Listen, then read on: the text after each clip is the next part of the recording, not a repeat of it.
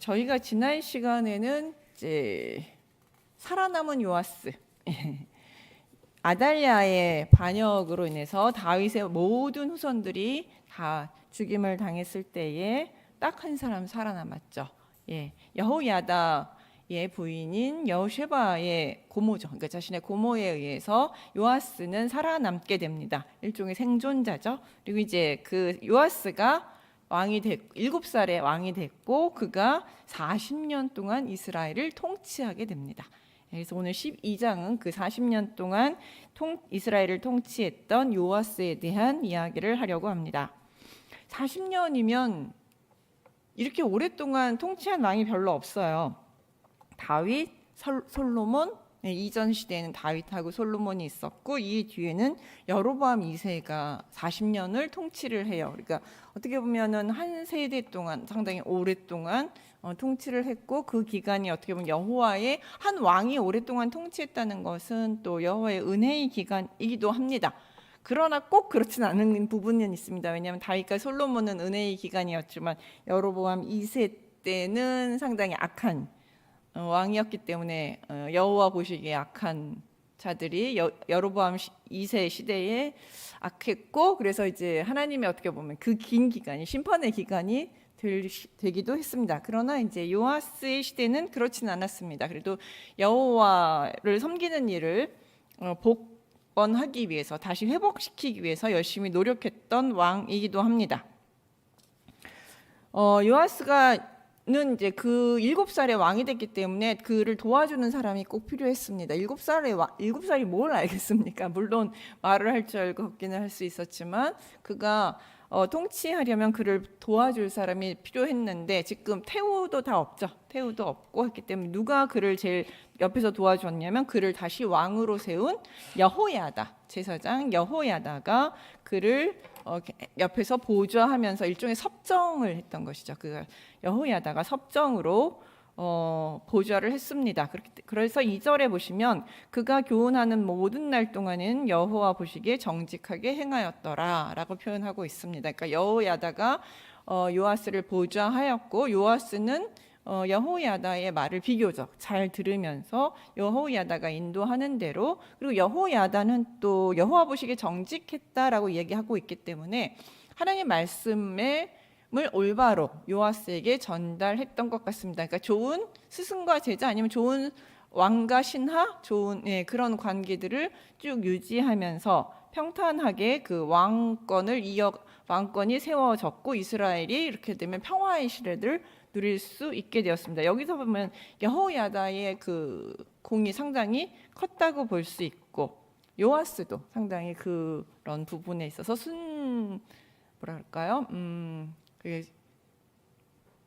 부드럽게 마음이 순종적으로 그 말을 잘 따랐던 것 같습니다. 아버지 같겠죠. 갓난쟁이부터 키웠던 사람이 여호야다니까 자기 아버지 같은 사람이 계속 자신에게 지도를 해줄 때 아마 잘 따랐던 것 같습니다. 근데 이제 3절에 보시면 약간의 문제는 그러니까 완벽하지는 않았습니다. 뭐가 남아 있었냐면 산당들을 제거하지 못하여 백성이 여전히 산당에서 제사하며 분향하였더라라고 이야기하고 있습니다. 여기서 이제 산당이라는 것은 우상을 섬기는 곳이에요. 그러니까 여호와를 섬기는 것은 성전과 하나님께서 꼭 지정하신 곳에서만 섬길 수 있게 신명기에서 이야기를 하고 있고 솔로몬이 예루살렘 성전을 만든 이후에는 예루살렘 성전이 여호와를 섬기는 가장 적법한 장소이거든요. 근데 이제 산당이 있다는 것은 우상의 바알 신이나 아세라 신이나 기타 등등 여러 가지 밀곰이나 다양한 우상들이 여전히 남아 있었고 그 우상들을 섬기기 위한 산당들이 완전히 제거되지 않았다는 의미입니다. 그러니까 참 그 뿌리 깊은 가나안 땅에서 자생적으로 있었던 그 뿌리 깊은 우상 숭배가 토착 신앙이 이스라엘 땅에서 끝까지 살아남고 있습니다. 이게 왜 이럴까요? 이게 아주 역사적으로 올라가면 하나님께서 가나안 땅에 들어가면 가나안 민족을 진멸하라라고 하셨죠. 왜냐하면 그게 한 종족을 사라지게 하기 위한 것이 아니라 그 종교, 우상 숭배를 금지하기 위한 종교적인 이유였었습니다. 근데 이스라엘 백성이 그 하나님의 명령을 어겼기에 그 백성들이 살아남았고 그들의 종교가 살아남아서 여전히 이스라엘 안에서 극성을 부리고 있었던 것이죠. 그런데 지금은 요아스 이스라엘 여호와 종교가 강성해졌을 땐 얘네들은 뒤에서 조용하게 지내지만 이스라엘 종교가 약해지면 여호와 종교 신앙이 약해지면 이 종교들이 이제 기승을 부리게 되죠. 요즘 우리 사회를 보면 기독교가 약해지고 나니 이단들이 엄청 많이 지금 나오고 있죠. 요즘은 신천지가 아예 공개적으로 전도를 하더라고요. 공개적으로 나서서 뭐 자기네들 공개적인 집회도 열고 공개적으로 우리 신천지니까 하면서 이제 예전에는 기독교인데 교회에 한번 오세요 이러면서 이제 은밀하게 전했다면 이제는 아예 드러내놓고 신천지를 이제 전도하면서 아주 막강한 위력을 떨치고 있습니다. 지금 그러니까 기독교가의 약함이 그러니까 이단들, 그러니까 뭐라 그럴까요? 잘못된 종교들을 크게 만드는 역할을 하기 때문에 단순히 교세가 약해진다라는 것의 문제가 아니라 영적으로 사회가 혼탁해지고 있는 문제 또한 우리가 책임져야 될 그 우리의 약함이 이단을 강성하게 만들었다는 부분에 대해서 우리는 좀 반성해야 될 필요가 있는 것 같습니다.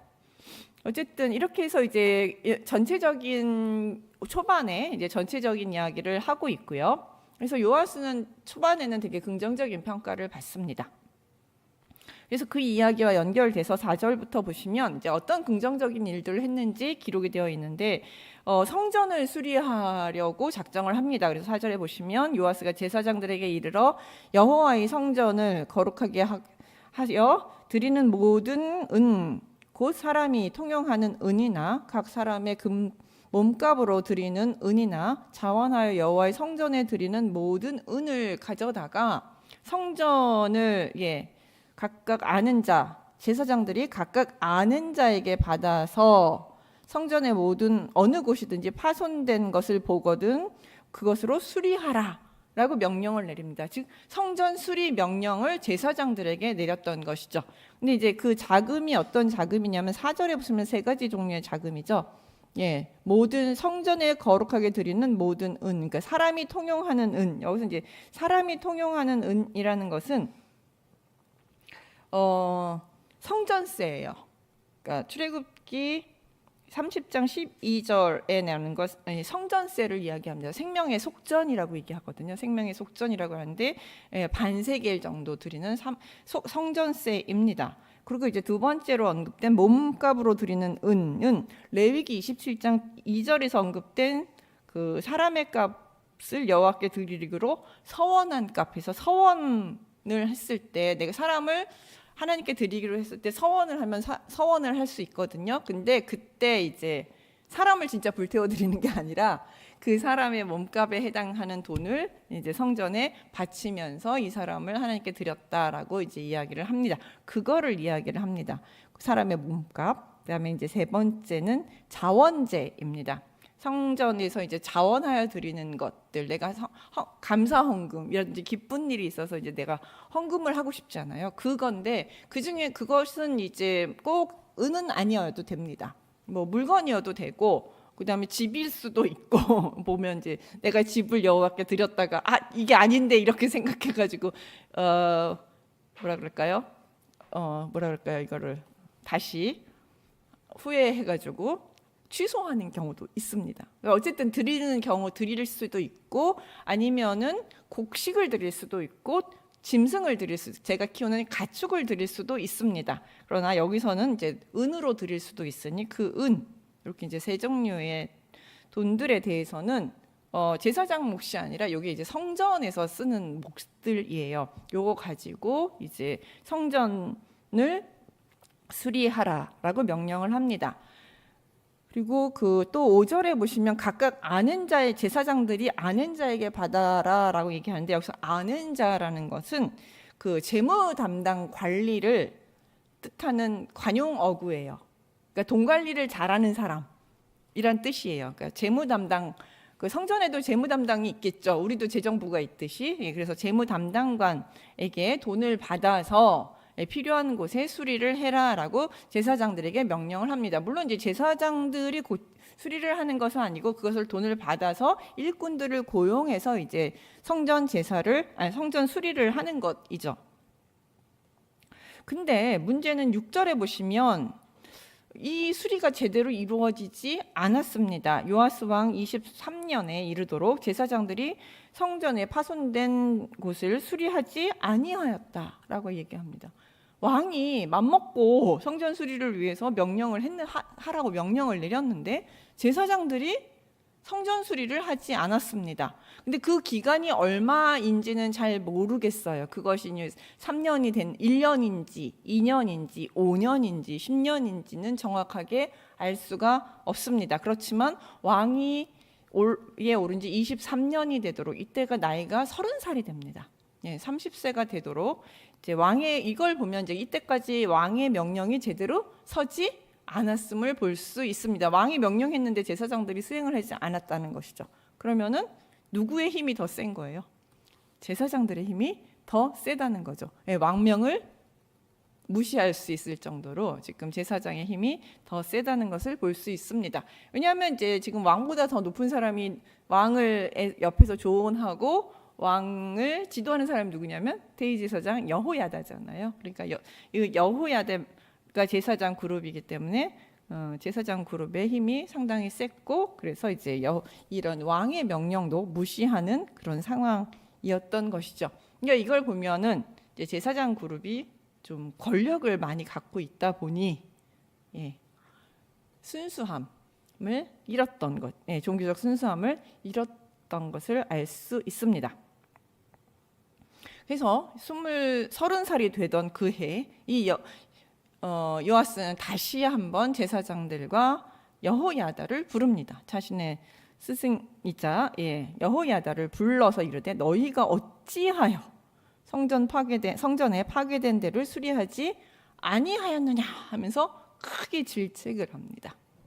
이걸 보면 이제 왕이 제사장들 특히 이제 자신의 아버지와 같은 여호야다에 대해서 왜 성전 수리를 내가 명령했는데 하지 않았느냐고 질책을 하는 걸 보면 이제 왕의 권한이 상당히 이제 세졌다라는 것을 알 수 있습니다. 그러면서 이제부터는 너희가 아는 사람에게서 은혜를 받지 말고, 즉 다시 말하면 너희는 이제 이 성전 수리에서 손을 떼라는 것이죠. 그래서 그들이 성전에 파손된 데를 위하여 드리게 하라. 그러니까 너희가 그러니까 어떤 구조였냐면 이전에는 성전 재무 담당이 있고 재무 담당이 제사장에게 돈을 주면 제사장이 일꾼에게 돈을 주는 이런 구조를 가지고 있었습니다. 그런데 이제 요런 구조에서 제사장 너희는 빠지고 바로 재무 담당에서 일꾼으로 돈이 넘어가게 하라. 너네들은 이 일에서 손 떼라는 것이죠. 그래서 8절에 보시면 제사장들이 다시는 백성들에게 은혜를 받지도 아니하고 성전 파손된 것을 수리하지도 아니하기로 동의하니라. 이렇게 해서 이제 제사장들이 그 일을 관여하지 못하게 뺍니다.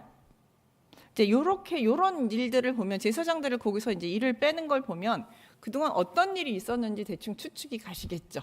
이 왕이 재무 담당에게서 돈을 받아다가 제사장들은 돈을 받아갔는데 받아간 돈이 어디에 쓰이지 않은 거예요. 성전 수리에 쓰이지 않은 것이죠.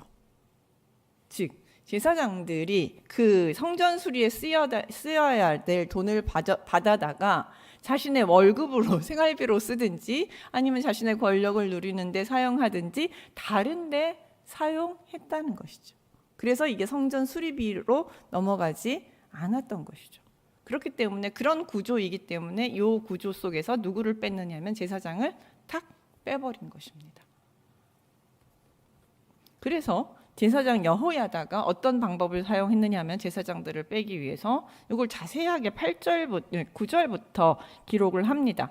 제사장 여호야다가 한 개를 가져다가 그것에 뚜껑에 구멍을 뚫어 여호와의 전문 어기 오른쪽 계단 옆에 두매 여호와의 성전에 가져오는 모든 은을 다 문을 지키는 제사장들이 그 궤에 넣어요. 가지고 오면 그대로 그냥 그 궤에 넣어버립니다. 바다다가 바로 넣으면, 그래서 이제 이 궤에 은이 많이 차게 되면 이제 왕의 서기와 대제사장들이 올라가서 여호와의 성전에 있는 대로 그 은을 계산하여 봉을 합니다. 이제 꺼내서 궤에서 이제 꺼내 그대로 봉인을 하고 무게를 잽니다. 근데 여기 누가 같이 가요? 제사장들끼리만 하는 게 아니라 왕의 서기까지. 그러니까 왕이 정확하게 얼마 돈 들어왔는지 이제 확인을 한다는 거죠. 예, 그리고 나서 그걸 그대로 무게를 달아요. 옛날에는 은으로 계산을 했기 때문에 그냥 하면 은 몇 킬로, 몇 그램 하면은 이제 정확하게 돈 액수가 나오거든요. 그러니까 이제 그렇게 해가지고 봉 계산을 딱 한 다음에 딱 봉해 버립니다. 손을 전혀 댈 수 없게.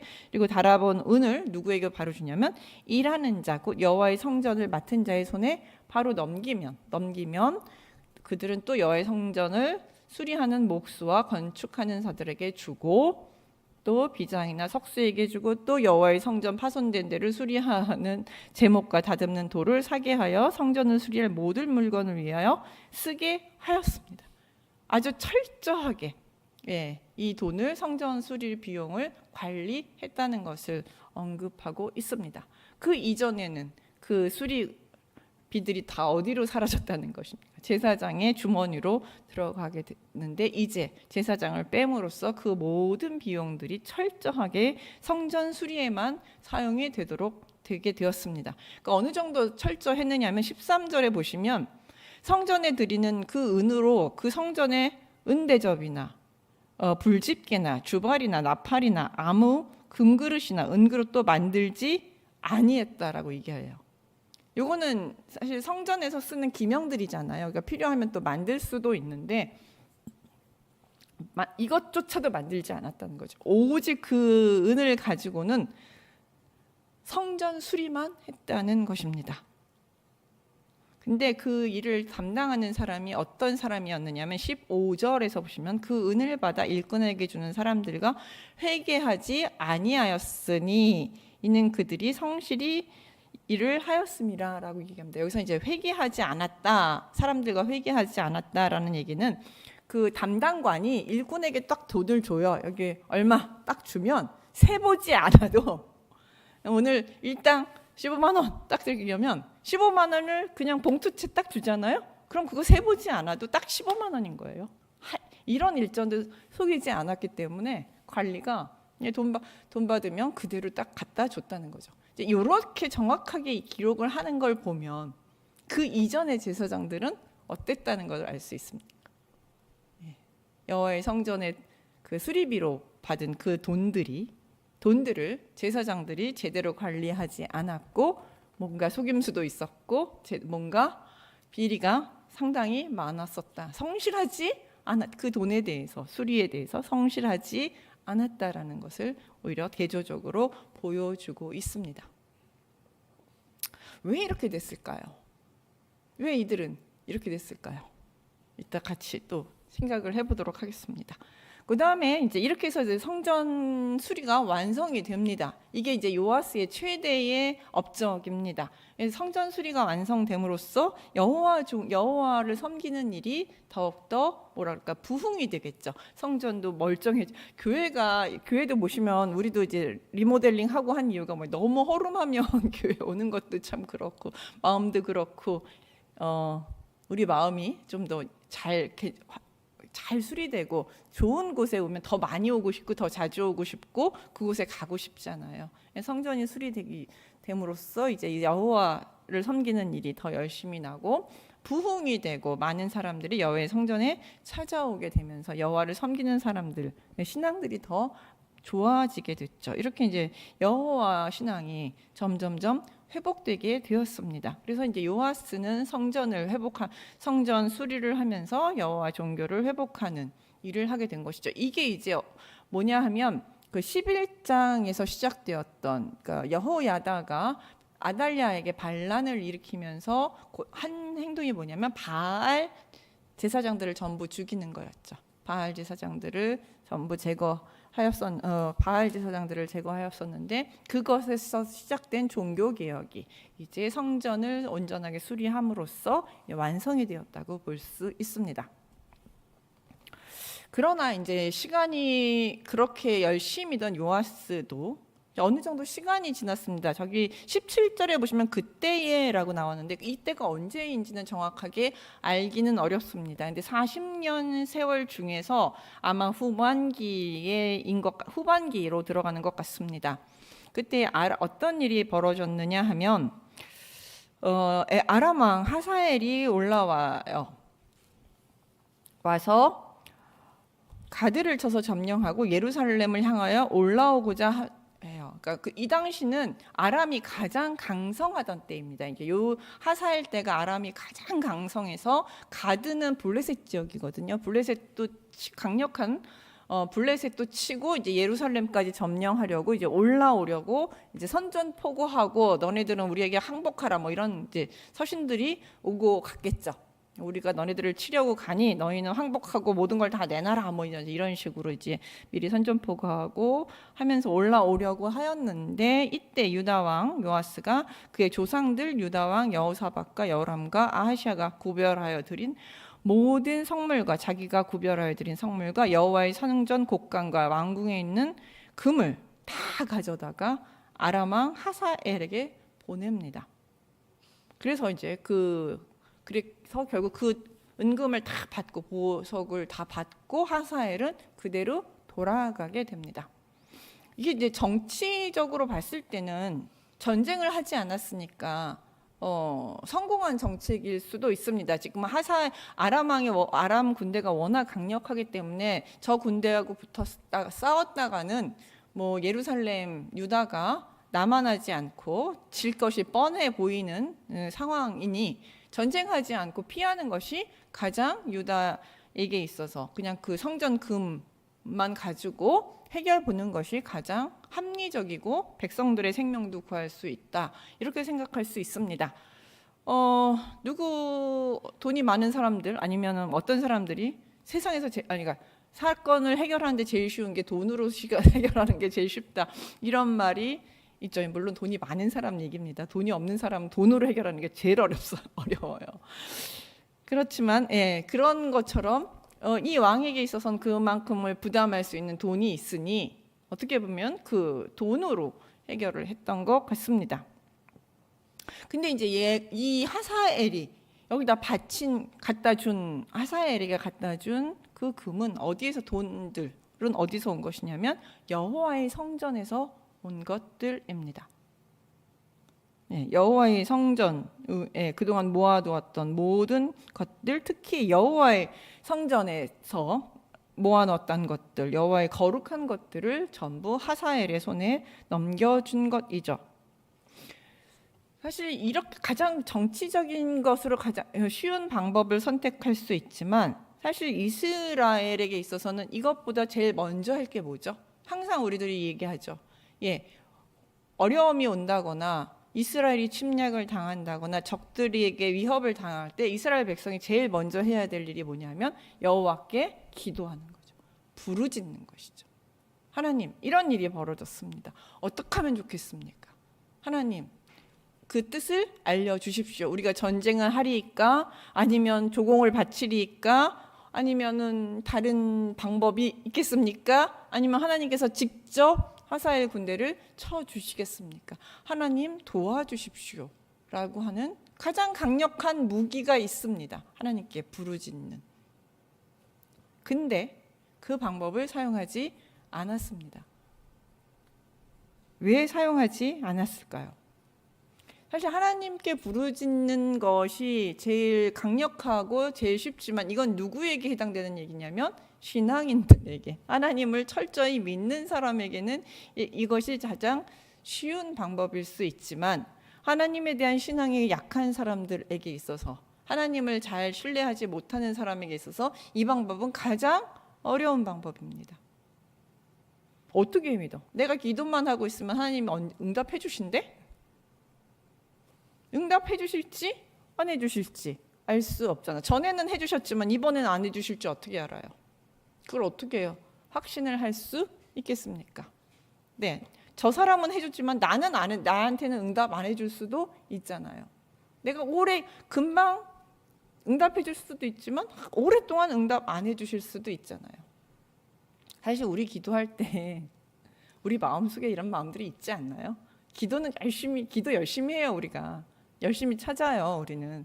근데 우리 마음속에 그 여러 가지 갈등이, 기도를 하면서 온전히 내려놓고 하나님 당신만 절대 믿습니다 이러면서 기도를 하나요? 기도하면서 그 마음속에 그 의심, 불안 이런 것들을 맨날 잠재우면서 아니야 그래도 아니야 이러면서 우리가 기도를 하나요? 그러다가 어느 날은 낙담하기도 하고, 어떤 날은 하나님은 내 기도 안 들어주시나 봐, 이건 아닌가 봐, 뭐 이러면서 이제 저희들이 좌절하죠. 그래서 어떻게 보면 하나님께 매달리는 것이 가장 어려운 방법일 수도 있습니다. 우리가 하나님의 뜻을 정확하게 알지 못하기 때문이고, 어느 때에 어떤 방식으로 응답이 올지 알 수 없기 때문에, 온전히 하나님 손에 넘겨야 하기 때문에, 맡겨야 하기 때문에, 내 손으로 할 수 있는 것이 없기 때문에 제일 어려운 방법이기도 합니다. 그러니 믿음이 이 하사엘에게 가장 쉬운 방법인 재물을 하사엘에게 넘긴 요아스의 모습을 보면 하나님에 대한 믿음이 사라졌거나 아니면 없다라는 것을 알 수 있습니다. 신뢰가 부족했다는 것이죠. 그래서 이스라엘 왕이신 하나님께서는 반드시 부르짖는 자에게 응답하신다는 그 사실을 잊고 이스라엘의 왕이신 하나님의 물건을 하사엘의 손에 넘겨버린 것이죠. 즉 하나님보다는 하사엘을 더 두려워하고 무서워하였고 하나님을 믿지 않았던 모습을 잘 보여주고 있습니다. 그렇기 때문에 그의 마지막은 참 좋지 않습니다. 좀 충격적인 결말을 맞게 됩니다. 왜냐하면 그 요아스의 남은 20절에 보시면 요아스의 신복들이 일어나 반역하여 실라로 내려가는 길가의 별궁에서 그를 죽였고, 밀로의 궁에서 그를 죽였고, 그를 쳐서 죽인 신복은 시므앗과의 아들과 요사갈과 소벳의 아들 여호사바드였더라 하면서 반란이 일어났고, 자신의 신복 신하에게 암살당하는 비참한 말로를 맞게 됩니다. 사실 그 남유다는 이렇게 신복에 의해서 죽임을 당하는 경우, 왕이 천수를 못 누리고 전쟁터에서 죽는 일은 있어도 이렇게 신복에 의해서 죽임을 당하는 경우는 거의 없습니다. 즉 암살을 당하는 일은 거의 없습니다. 근데 이 요아스는 이때가 이제 7살에 왕위에 올라왔으니까 40년을 다스렸으니까 47살 정도 됐겠죠. 아주 늙은 나이도 아닌 이때에 신복들의 반란으로 암살당하는 일을 맞이하게 됩니다. 이런 비참한 말로가 열왕기서에서 볼 때는 하나님께서 요아스의 그 행동, 여호와의 물건을 하사엘이 쳐들어왔을 때 하나님께 기도하지 않고 의지하지 않았던 것, 그리고 여호와의 물건을 함부로 하사엘에게 넘겼던 것에 대한 하나님의 징벌로 해석할 수도 있습니다. 참 결국 어떻게 보면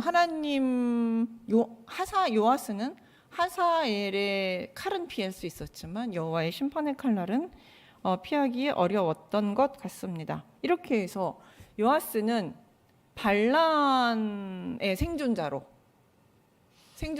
깐난쟁이 때 아달랴의 반란으로 인해서 죽을 뻔했다가 생존자로 살아남아서 무사히 왕에 올랐고 40년간 왕으로 있었지만 그의 마지막은 다시 누군가의 반란으로, 물론 이제 이 이후 반란으로 암살당하면서 그의 마지막이 끝나게 됩니다. 그렇지만 이제 하나님의 은혜로, 다윗 왕조를 지키시는 하나님의 은혜로 그들의 신하는 자신들이 왕위에 오를 생각은 하지 않습니다. 그냥 다만 요아스의 아들이 대신 아마샤가 이제 왕에 오르게 됩니다. 이건 이제 주의 은혜죠. 다윗 왕정을 지켜주시겠다는 하나님의 은혜입니다. 이렇게 이제 우리는 여호야다 혹은 여호야다로 대표되는 제사장들과 요아스의 라는 두 인물을 이 이야기 속에서 보게 됩니다. 그리고 그 두 인물들이 끝까지 초심을 지키지 못하는 모습을 볼 수 있습니다. 제사장들도 처음에 요아스가 왕이 되었을 때 어땠을까요? 아달랴가 왕이었을 때 6년 동안 그들은 여호와를 제대로 섬기지도 못했겠죠. 아니 살아남기 위해서 생존을 위해서 몸부림쳤을 수도 있습니다. 왜냐하면 여호와 종교를 무너뜨리기 위해서 애썼기 때문에 생존을 위해서 몸부림치고 여호와의 제사장으로 살아남는 것이 그렇게 쉽지는 않았을 것입니다. 하지만 여호와 야다와 함께 반란을 일으켜 요아스를 왕으로 세우면서 그들은 이제 다시 살아남게 되었고 여호와의 종교가 부활되고 여호와 신앙이 이제 널리 퍼지고 확장되면서 그들의 권력과 지위와 재물은 점점 커지게 되었죠. 그러다 보니 그래서 많은 부와 권력을 누릴 수가 있게 되었습니다. 그러다 보니 어느새 그 권력과 재물에 취하게 된 것이죠. 인간들이 참 그래요. 그래서 자신들의 근거가 되는, 자신들이 가장 돌봐야 될 첫 번째 일이 뭐예요? 여호와의 성전을 잘 지키고 여호와의 성전에서 제사를 잘 지내면서 여호와를 열심히 섬기는 그것이 그들의 첫 번째 임무인데 그 일을 제대로 하지 못하고 자신들의 여호와의 돈으로 헌금으로 자신의 배를 채우는 탐욕에 물들게 됩니다.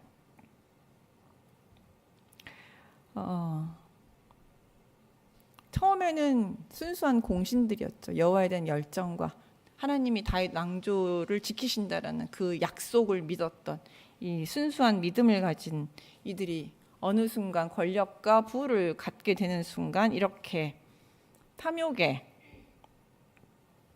빠지게 되었습니다. 두 번째 인물 요아스도 마찬가지예요. 태어나자마자 죽을 뻔했지만 하나님의 은혜로 그는 왕위에 오를 수 있었습니다. 그래서 그런 은혜에 감사하는 마음이 있었기에 그리고 그는 성전에서 살았잖아요. 그러니까 성전의 형편도 잘 알고 성전에서 살다 남으면서 얼마나 하나님께 감사를 했을까요? 그 감사하는 마음으로 그가 제일 먼저 그가 가장 공을 들인 것이 여호와 성전을 건축하자. 하나님이 계신 곳을 좀 더 번듯하게 만들자, 제대로 만들자.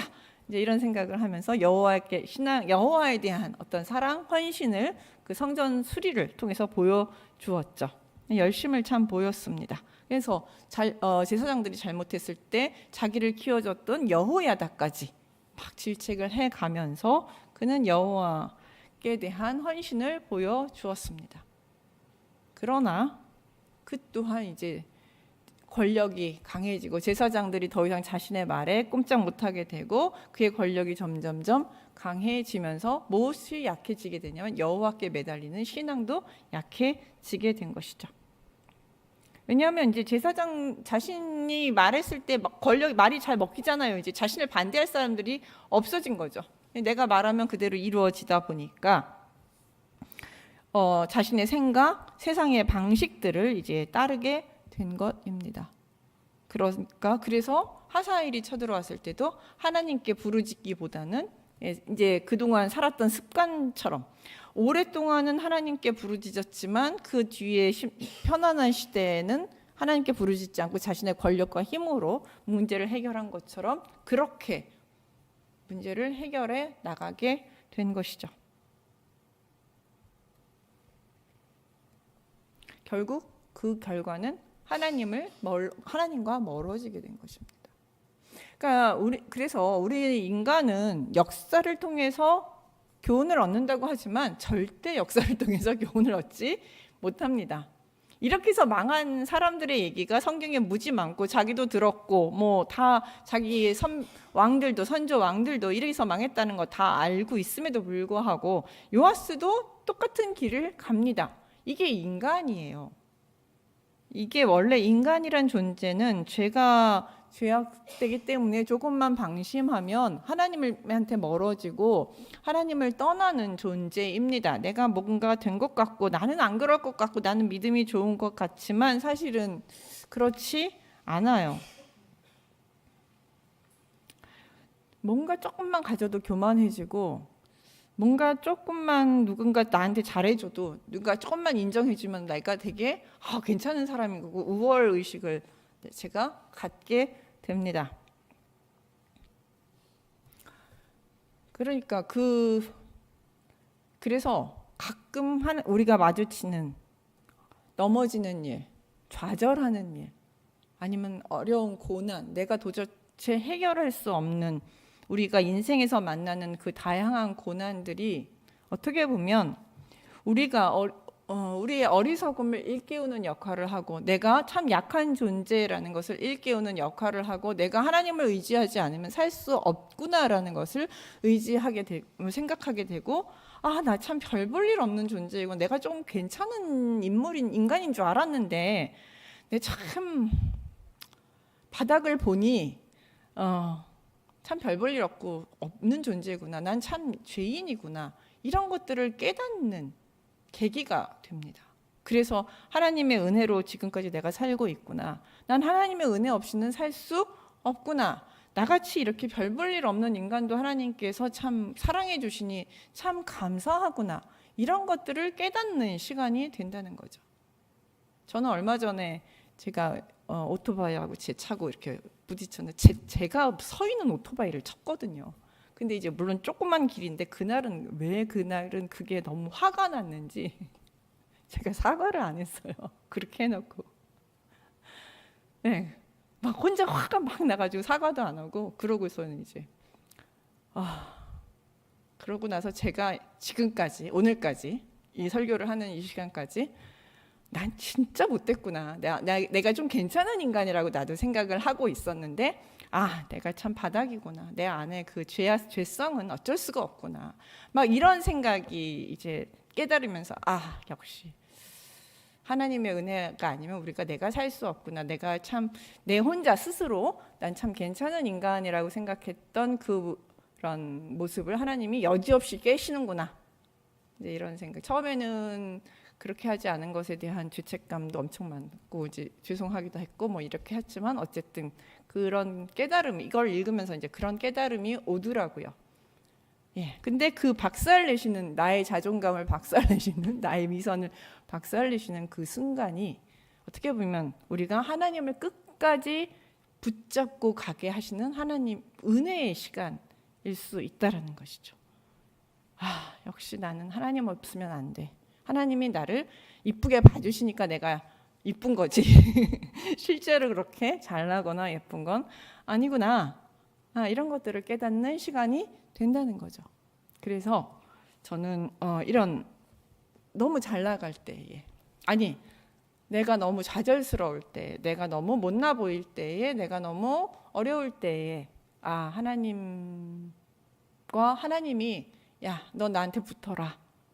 내가 너와 함께 할 거다라는 사인이라고 생각하고 은혜 주시려고 나를 부르시는 시간인구나라고 여러분도 생각하시고 기억하시면서, 혹시 그런 시간들을 보내시고 있다면 잘 넘기시기를 기도합니다. 기도하겠습니다.